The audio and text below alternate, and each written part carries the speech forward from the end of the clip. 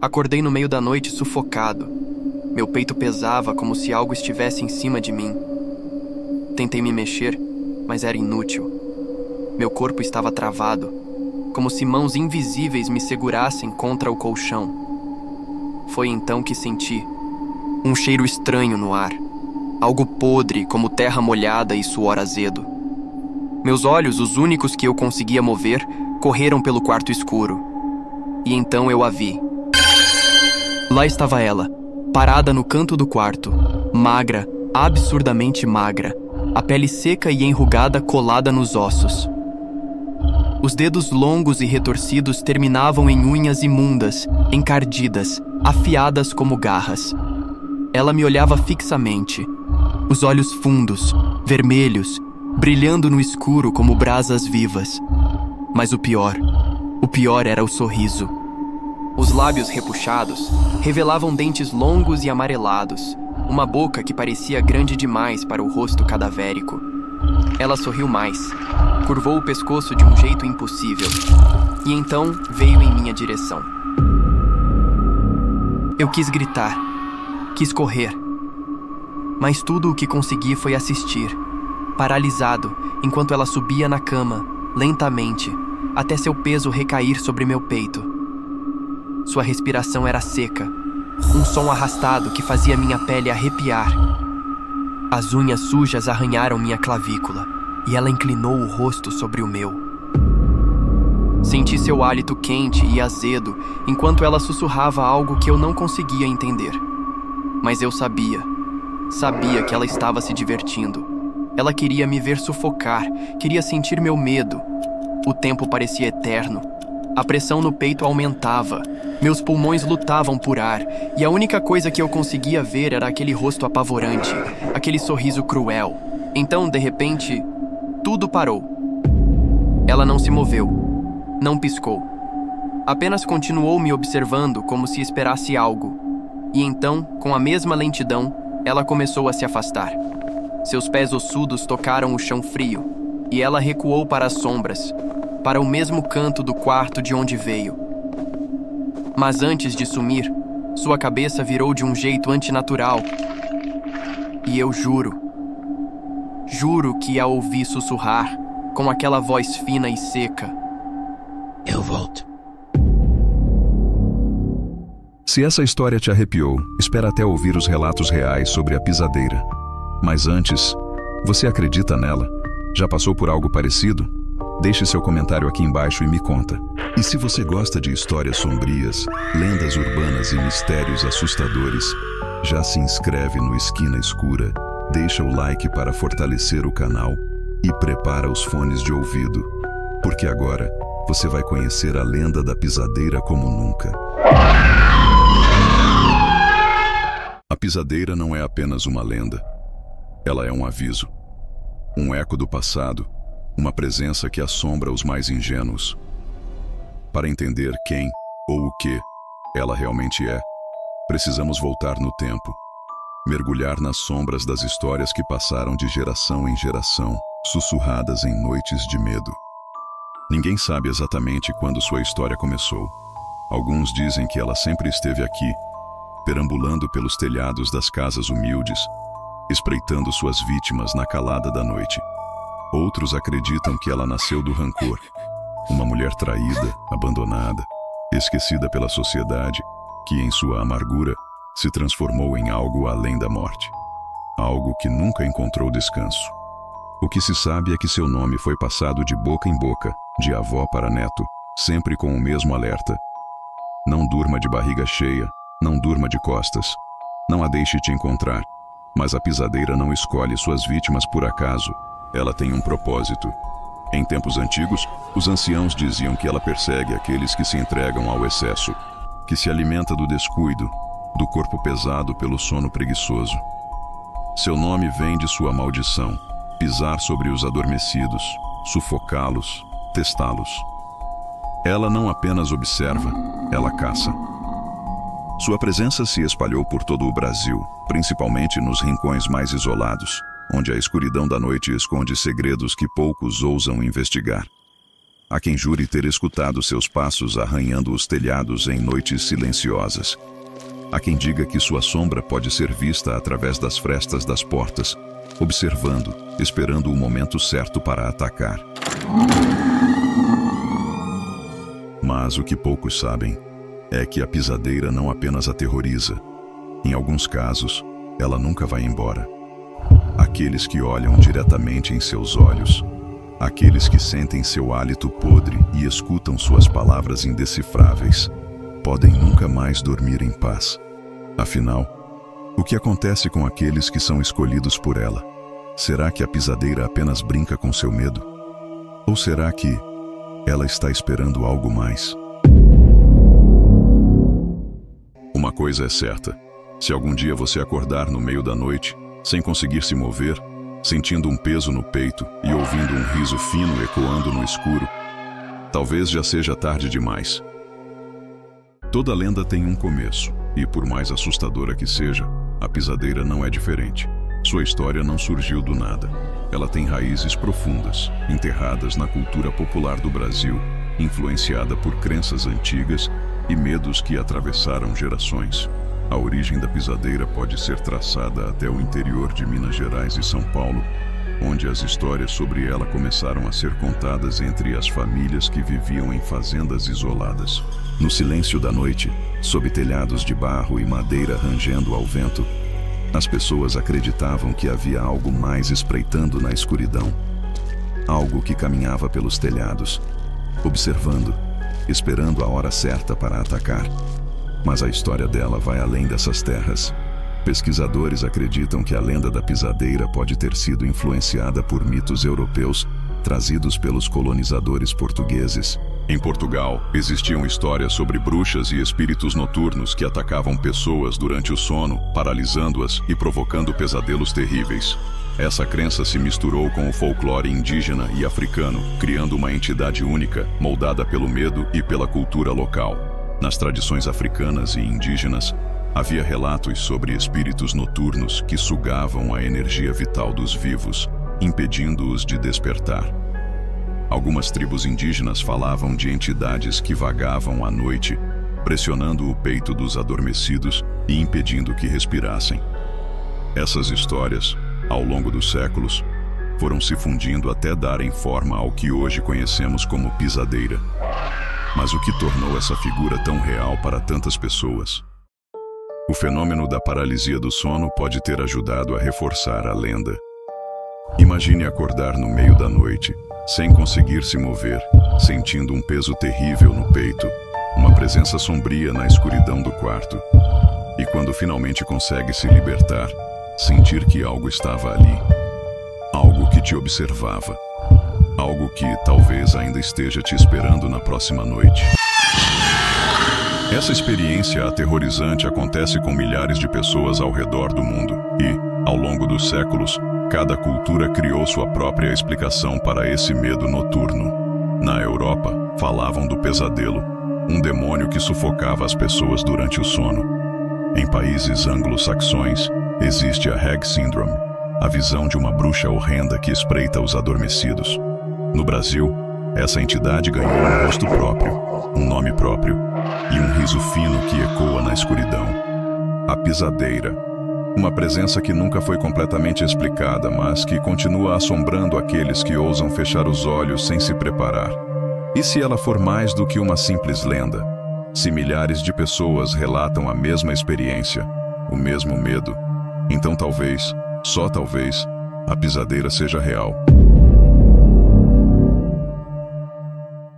Ela observa, sempre observa. Antes de atacar, ela se esconde nas sombras, espreitando, esperando o momento certo. Mas quando finalmente aparece, é impossível ignorar, porque a pisadeira não se parece com nada deste mundo.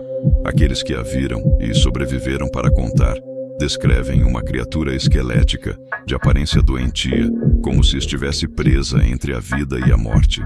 Seu corpo é magro ao extremo, com ossos saltando sob uma pele fina, enrugada, esticada sobre músculos atrofiados. Uma pele acinzentada, esverdeada em alguns pontos, seca como um cadáver esquecido ao sol. Seus braços são compridos demais, desproporcionais ao corpo, terminando em mãos deformadas, dedos longos e retorcidos, com unhas afiadas e encardidas, como garras que arranharam madeira e pedra por tempo demais.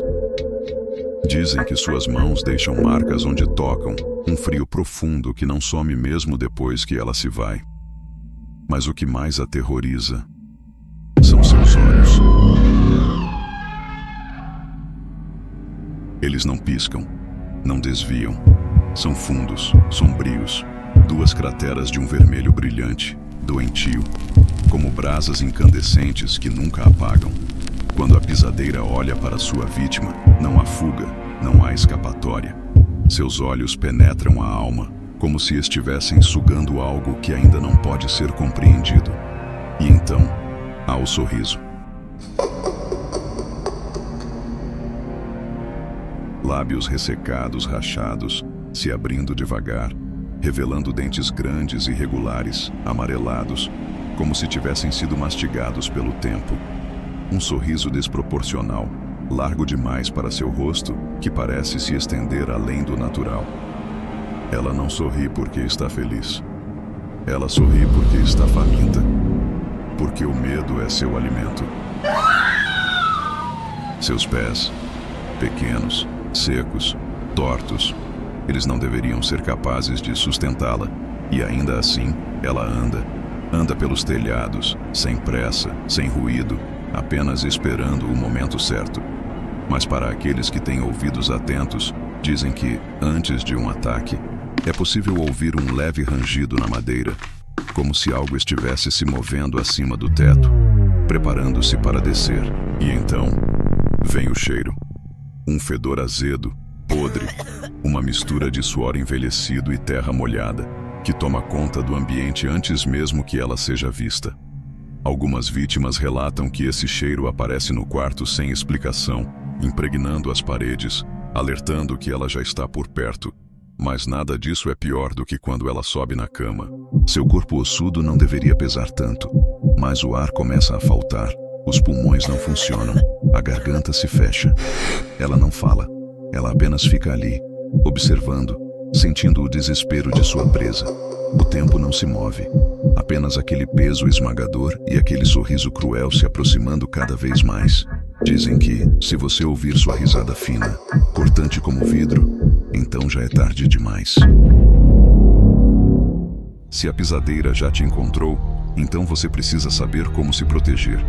Mas antes, entenda uma coisa: ela não pode ser impedida de existir. Não pode ser destruída. Não pode ser afastada para sempre. Ela está sempre por aí, à espreita, procurando. Mas há maneiras de evitar que ela escolha você. Há formas de enganá-la, afastá-la, pelo menos por um tempo. Os mais velhos sempre avisaram: não durma de barriga cheia. Esse é o primeiro erro, o mais comum, o mais fácil de evitar. Dizem que a pisadeira se atrai pelo sol pesado dos que se entregam ao excesso, como um predador que se aproveita da fraqueza da presa. Comer demais antes de dormir é um convite silencioso para ela. E se você realmente precisa dormir, então nunca se deite de costas. A posição vulnerável, peito exposto, corpo relaxado, tudo isso facilita o ataque. Dorme de lado. Proteja-se com o próprio corpo. Alguns dizem que até mesmo cruzar os braços sobre o peito pode ajudar, pois isso cria uma barreira contra sua opressão. Mas e se o pior já aconteceu? E se você acorda no meio da noite, paralisado, sentindo o peso esmagador sobre o peito, a respiração falhando, o cheiro podre enchendo o ar? Então, a única coisa que pode salvá-lo é o controle da mente. A pisadeira se alimenta do medo. Ela não quer apenas sufocar, ela quer ver o pavor nos seus olhos. Quanto mais desesperado você fica, mais forte ela se torna. Quanto mais você se entrega ao terror, mais tempo ela permanece. Os antigos diziam que, para escapar, você precisa não demonstrar medo. Isso não significa que você não sentirá, mas que não pode deixar que ela perceba. Se conseguir, tente mover um dedo, uma mão, um músculo pequeno. Dizem que isso pode quebrar o transe, libertá-lo da paralisia antes que ela termine o que começou. Outros afirmam que rezar mentalmente pode afastá-la. Orar, chamar por proteção, invocar forças maiores. Há quem jure que, ao murmurar palavras sagradas, sentiu seu peso desaparecer e, por um instante, viu apenas o vazio onde antes estava aquela criatura. Mas se você quer realmente impedir que ela volte, precisa reforçar seu ambiente. Mantenha um objeto de proteção próximo. Amuletos, um rosário, algo que tenha significado para você. Evite dormir com portas e janelas abertas. A pisadeira entra pelas frestas, se esgueira pelo escuro, e você nem percebe até ser tarde demais. Sal grosso nos cantos do quarto. Simpatias antigas dizem que ele cria uma barreira contra presenças malignas. E por fim, nunca a encare diretamente nos olhos. Se você cruzar olhares com ela, dizem que o vínculo se forma. E quem olha nos olhos da pisadeira, nunca mais dorme tranquilo, porque uma vez que ela souber que você a viu, ela sempre volta. Agora você sabe. A pisadeira não é apenas uma lenda. Não é apenas um conto para assustar crianças antes de dormir. Ela é um aviso, um sussurro vindo do passado. Uma presença que nunca desapareceu completamente. Ela já foi vista, já foi sentida, já foi temida. E se tantas pessoas ao longo dos séculos juram ter experimentado a mesma coisa, então talvez, apenas talvez, ela seja real. Talvez, nesta mesma noite, ela esteja lá fora, caminhando pelos telhados, observando pelas frestas das janelas, esperando que alguém cometa o erro de se deitar na posição errada, com a barriga cheia e a mente vulnerável ao medo. Talvez, enquanto você ouvia essa história, ela também estivesse te ouvindo. Talvez, quando as luzes se apagarem e o silêncio da madrugada tomar conta da sua casa, você a escute pela primeira vez. E se isso acontecer, reze para que não seja tarde demais. Agora que você conhece a lenda da pisadeira, me diz, você acredita? Já passou por algo parecido? Alguma vez acordou no meio da noite, sem conseguir se mexer, sentindo uma presença na escuridão? Se sim, conta aqui nos comentários. Quem sabe, você não foi uma das vítimas dela? E se você gosta de histórias assustadoras, lendas urbanas e mistérios sombrios, se inscreve agora no Esquina Escura. Aqui, exploramos o que há de mais perturbador no folclore e nas sombras da realidade. Deixa o like para fortalecer o canal e ativa as notificações, porque no próximo vídeo vamos mergulhar ainda mais fundo no desconhecido. Agora, boa noite e tente dormir tranquilo, se conseguir.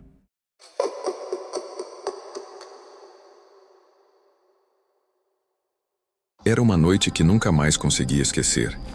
Estava voltando para casa em Piranguinho, Minas Gerais, após um longo dia de trabalho pesado na roça. A estrada de terra era a mesma que eu sempre pegava, cercada por mato alto, com árvores antigas e aquele riacho que cortava o caminho. Aquela noite parecia mais fria e sombria que o normal, como se algo estivesse diferente, fora do lugar. Enquanto caminhava lentamente, comecei a sentir um arrepio estranho, um frio que subia pelas minhas costas, mesmo sem vento. De repente, percebi que o silêncio estava absoluto. Os grilos, que normalmente enchiam a noite com seu canto, estavam calados.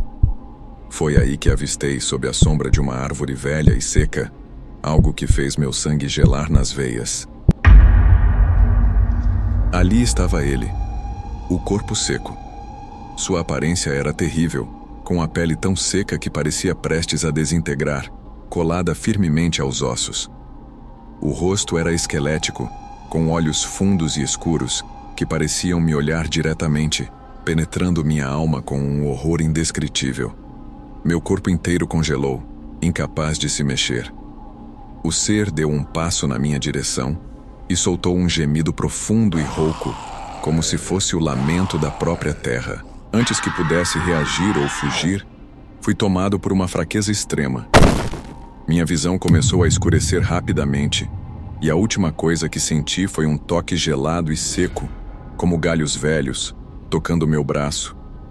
No dia seguinte, acordei jogado à beira daquela mesma estrada em Piranguinho, desorientado e incapaz de entender completamente o que tinha acontecido comigo naquela noite terrível. Desde então, minha vida nunca mais foi a mesma, meus filhos. Minha vida nunca mais foi a mesma desde aquela noite terrível. Gostou dessa história arrepiante?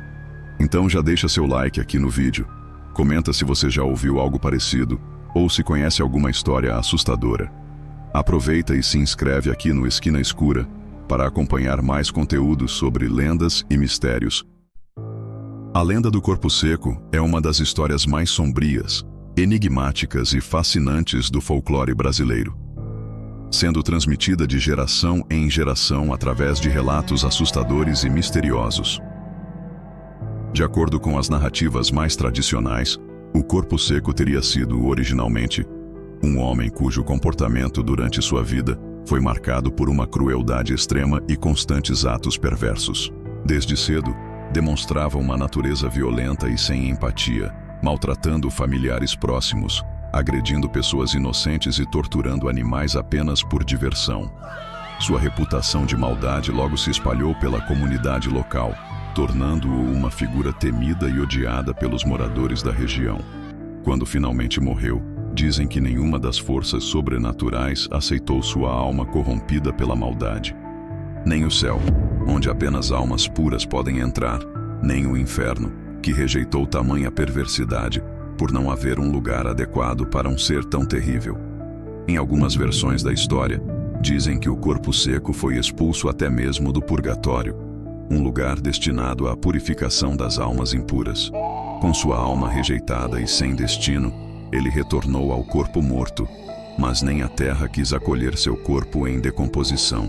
Ao invés de se decompor, seu corpo permaneceu eternamente seco, mumificado e retorcido, preso em um estado grotesco entre a vida e a morte.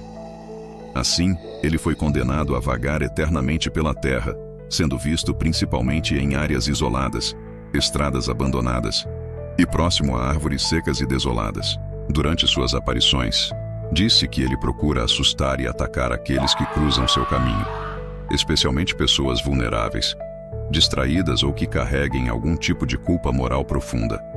A intensidade da punição sofrida pelo Corpo Seco o tornou uma entidade eterna no imaginário popular, uma advertência viva sobre as consequências da crueldade extrema. A origem histórica do Corpo Seco é rica e bastante complexa, entrelaçando múltiplas influências culturais e religiosas que chegaram ao Brasil com o processo de colonização e miscigenação. Embora a história seja genuinamente brasileira, suas raízes são claramente perceptíveis nas tradições europeias, principalmente vindas de Portugal e da Península Ibérica. As crenças europeias sobre punições espirituais eternas e almas condenadas a vagar pela terra tiveram uma forte influência na criação dessa lenda. A Igreja Católica desempenhou um papel importante, introduzindo o conceito moralizante do castigo eterno aos pecadores extremos, aqueles cujas almas seriam rejeitadas tanto pelo céu quanto pelo inferno. Este aspecto religioso encontra paralelo em muitas narrativas católicas sobre almas penadas e espíritos atormentados que não conseguem encontrar descanso eterno devido à gravidade de seus pecados. A contribuição das culturas indígenas brasileiras também é muito significativa. Diversos povos indígenas têm histórias ancestrais sobre espíritos vingativos que protegem a natureza e castigam aqueles que a desrespeitam. Nessas tradições, existem entidades que se manifestam em formas grotescas para alertar e punir indivíduos que cometem atos prejudiciais à natureza ou à comunidade. Além disso, as culturas africanas, trazidas ao país pela diáspora provocada pela escravidão, trouxeram uma diversidade de mitos sobre espíritos errantes que não encontram descanso após a morte. Esses espíritos frequentemente são descritos como sendo punidos por suas ações negativas e atos de desonra cometidos em vida. A fusão dessas crenças criou uma narrativa poderosa e assustadora que se manifesta em diferentes versões regionais por todo o Brasil. Por conta dessas múltiplas origens e da presença constante em diversas regiões brasileiras, algumas pessoas acreditam que possa existir um fundo de realidade nessas histórias. já que relatos semelhantes emergem independentemente, criando uma sensação de mistério e alimentando a crença de que algo muito real pode ter dado origem a esses relatos assustadores espalhados pelo país. A lenda do corpo seco é tão difundida pelo Brasil que acabou adquirindo diversas versões regionais, cada uma com elementos próprios e características distintas. Em Minas Gerais, por exemplo, é comum ouvir relatos de que o corpo seco fica preso próximo a árvores mortas, geralmente localizadas em áreas rurais ou margens de estradas desertas. Moradores locais afirmam ouvir gemidos agonizantes e veem vultos macabros se movendo ao redor dessas árvores, especialmente nas noites escuras e silenciosas. No interior de São Paulo, especificamente em São Luís do Paraitinga, uma versão famosa conta que um homem cruel, que teria negado ajuda a frades mendicantes e cometido várias atrocidades, foi amaldiçoado a vagar eternamente. Dizem que seu corpo nunca se decompôs completamente e até hoje assombra viajantes e moradores locais. Em Ituiutaba, Minas Gerais, há histórias detalhadas sobre o corpo seco, onde ele teria sido expulso várias vezes pela terra e levado para uma caverna isolada nas serras, de onde se ouvem seus lamentos sinistros durante a noite. Já no norte e centro-oeste do país, a criatura é frequentemente relatada em áreas de floresta densa ou locais abandonados. Nessas regiões, muitos acreditam que encontros com o corpo seco acontecem especialmente com caçadores e pescadores que desrespeitam os limites da natureza. Há relatos de que, nesses casos, ele surge como um espírito vingativo, punindo aqueles que não respeitam a floresta ou matam animais indiscriminadamente. Essas variações locais não apenas enriquecem a lenda, mas também reforçam sua credibilidade entre as comunidades, fazendo com que o mistério em torno do corpo seco permaneça vivo e assustador em todo o Brasil. Segundo os relatos populares, o corpo seco costuma agir principalmente durante as noites escuras e silenciosas, especialmente em locais isolados ou abandonados, como estradas rurais, bosques desertos ou cemitérios. A criatura é frequentemente descrita como tendo uma aparência aterrorizante.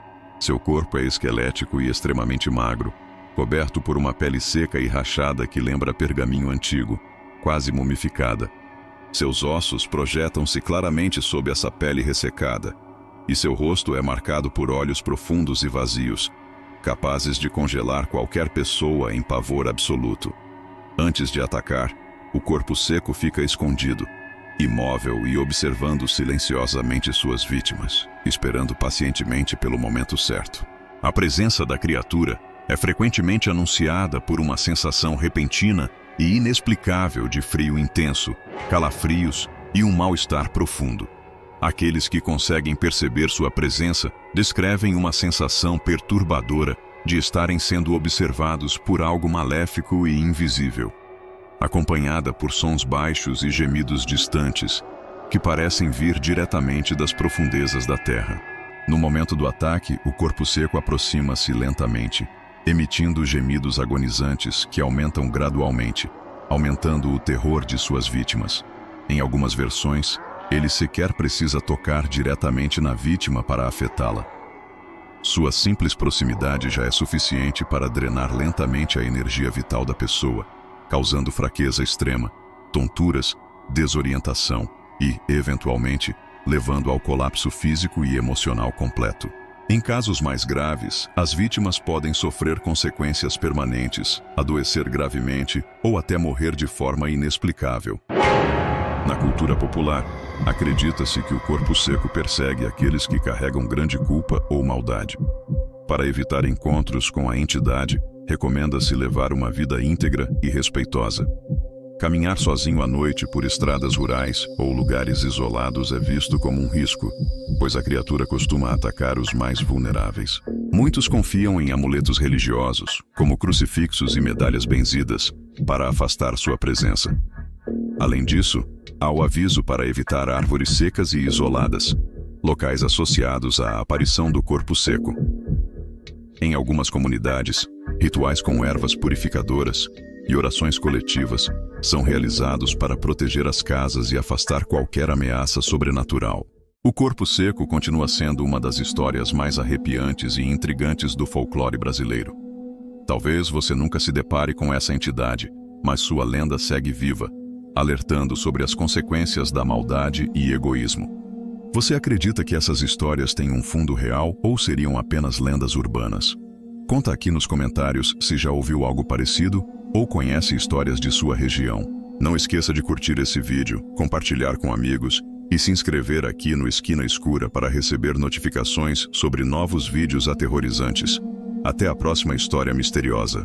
No sul de Minas Gerais, na pacata cidade de Borda da Mata, uma presença maligna deixou marcas profundas, causou medo e espalhou o pavor entre os moradores. Até hoje, quem viveu aqueles dias sente um arrepio ao lembrar.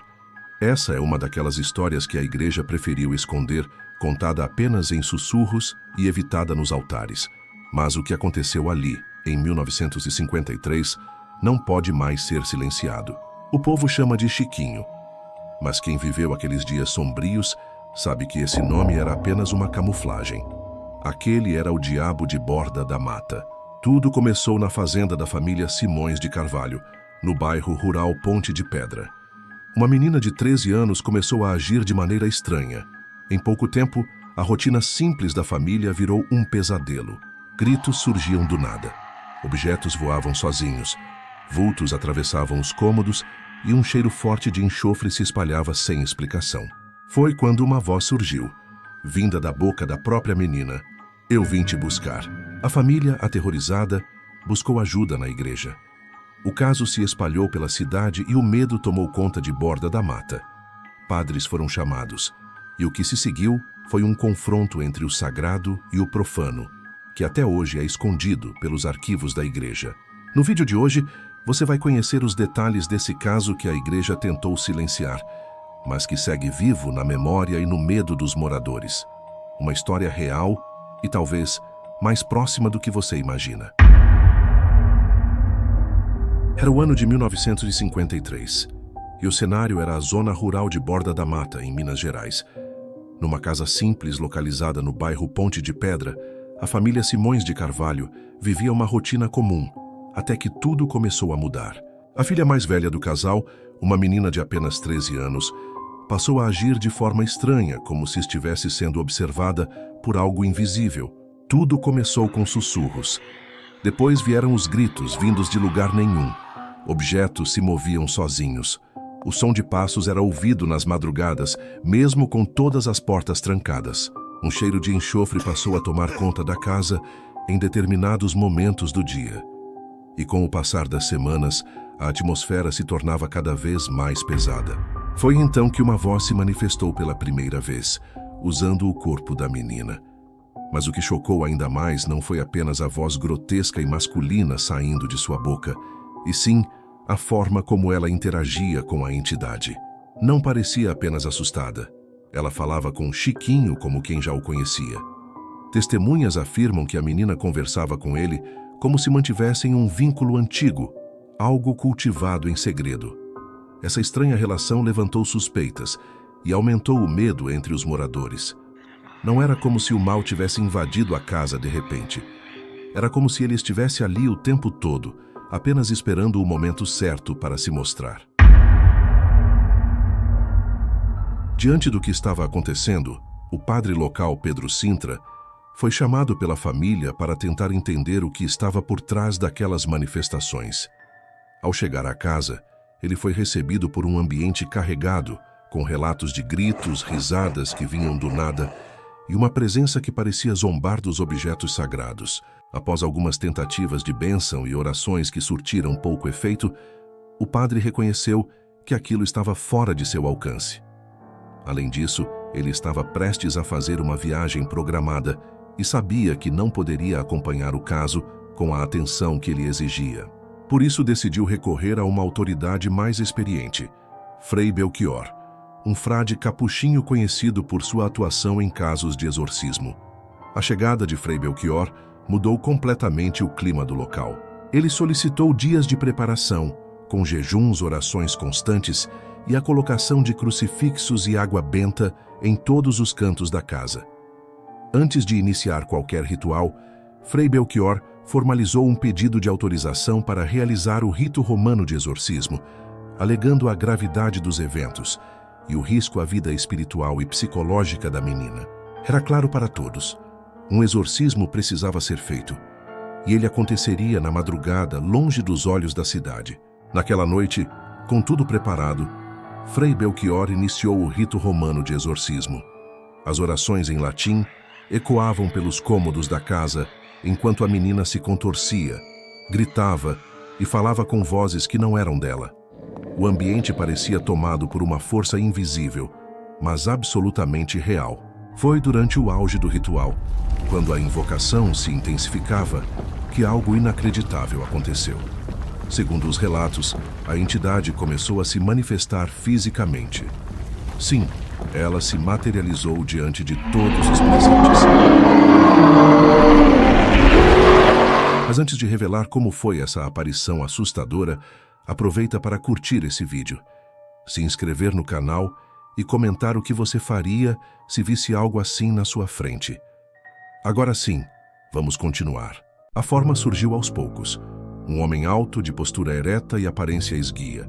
Sua pele era pálida e reluzente, quase como cera sob a luz bruxuleante das velas. O que mais chamava a atenção, no entanto, eram os 2 chifres longos que se projetavam de sua testa, curvando-se para trás como os de um carneiro. Os olhos intensos e vermelhos como carvões em brasa atravessavam quem os encarava. Era uma figura elegante, mas aterradora, que exalava autoridade e malignidade. O rosto era o mais perturbador, elegante à primeira vista, mas carregado de algo profundamente errado. Os traços eram humanos, mas distorcidos, como se uma máscara demoníaca tivesse sido moldada sobre uma face de homem. A boca era larga, com dentes alongados e afiados, expostos mesmo quando estava fechada. Seus pés não eram humanos, mas cascos negros e polidos como os de um animal. As mãos longas e de dedos finos terminavam em unhas curvas e escuras, como garras prontas para dilacerar. Era a visão viva de algo que não pertencia a este mundo, mas fazia questão de se mostrar nele. A menina, mesmo em meio ao transe, manteve os olhos presos na criatura. E o que mais causou espanto foi a forma como ela retribuiu o olhar, sem medo, como se o conhecesse havia muito tempo. Com a criatura diante deles, Frei Belchior manteve-se firme. Ele segurava um crucifixo e recitava as orações em latim do rito romano, mesmo enquanto o ambiente parecia tremer ao redor. A garota, contorcendo-se no chão, alternava entre risos, insultos e ameaças proferidas com uma voz que não era dela. Durante o ritual, o frei se aproximou e perguntou à entidade: "Por que você está aqui? O que você quer com essa menina?" A resposta veio imediata, fria e calculada: "Ela me pertence." Antes que a entidade fosse forçada a partir, muitos questionaram por que ela havia se apegado tanto àquela menina. 2 teorias surgiram ao longo dos anos, ambas sombrias e nenhuma confirmada oficialmente. A primeira teoria vem de um comentário feito anos antes pelo próprio pai da menina em uma conversa de bar. Embriagado, ele teria dito: "Se vier mulher, que o diabo leve. Eu não quero filha mulher." Muitos acreditam que essa declaração imprudente pode ter sido interpretada como uma permissão, uma espécie de entrega simbólica da criança ao mal. Já a segunda teoria é ainda mais perturbadora. Segundo moradores antigos, o pai teria feito um pacto com o demônio em troca de riquezas. O acordo seria simples e terrível: entregar o filho mais velho como pagamento. Essas histórias, verdadeiras ou não, ecoam até hoje como possíveis explicações para o que aconteceu naquela casa. E talvez nenhuma seja tão absurda diante do que se manifestou ali. Frei Belchior intensificou as orações, jogando água benta sobre a menina, enquanto a criatura urrava, recuava e zombava das invocações, mas se recusava a partir. Em um ato final de fé e coragem, o frei retirou um crucifixo que carregava no pescoço, levantou-o diante da entidade e com força forçou-a a beijar o objeto sagrado. No instante em que seus lábios tocaram o crucifixo, um grito rasgou a noite. Um som gutural animalesco que moradores garantem ter ecoado por toda a região. A menina caiu desacordada, como se tivesse sido libertada de um peso inumano. Daquele dia em diante, aquele crucifixo foi guardado pela igreja local, e passou a ser considerado um objeto sagrado e poderoso. Alguns dizem que ele ainda carrega os resquícios da batalha travada naquela casa. Estava feito. Mas o mal não havia desaparecido, apenas recuado, e antes de partir, com uma voz mais calma e fria, a entidade deixou um último aviso para todos que estavam ali. Eu volto quando ele morrer. Era uma ameaça direta a Frei Belchior, e uma promessa que deixaria a cidade em silêncio por décadas. Após o exorcismo, a menina recobrou a consciência como se nada tivesse acontecido.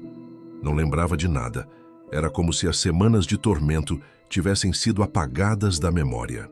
Frei Belchior deixou Borda da Mata poucos dias depois, carregando consigo a lembrança do episódio mais perturbador de sua vida sacerdotal.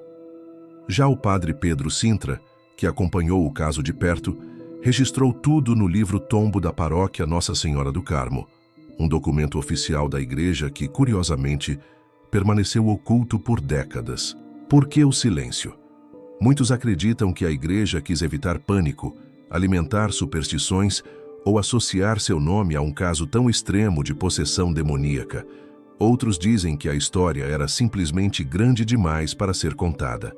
Há quem afirme que os registros foram escondidos para proteger a família envolvida, especialmente a menina, que cresceu à sombra daquele episódio.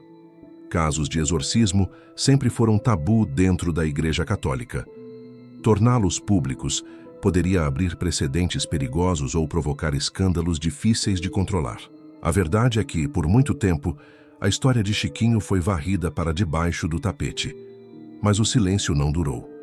Anos depois, o caso atraiu a atenção da imprensa local e, em seguida, da mídia nacional.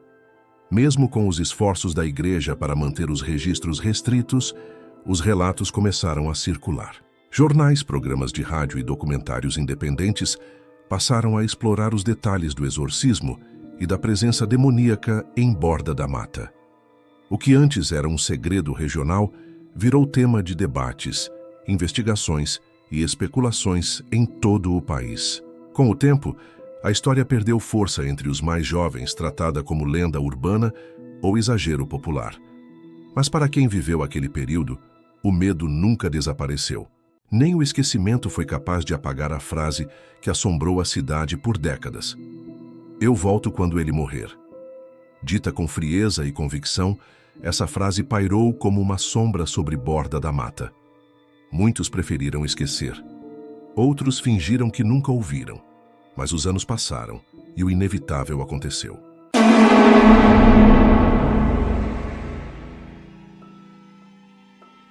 O ano era 2003.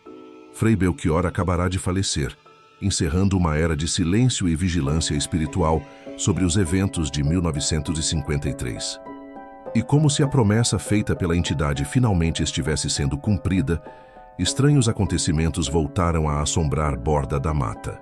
Os primeiros relatos vieram de um lugar improvável, a antiga Danceteria Plaza, um espaço que funcionava onde antes havia apenas mato e abandono.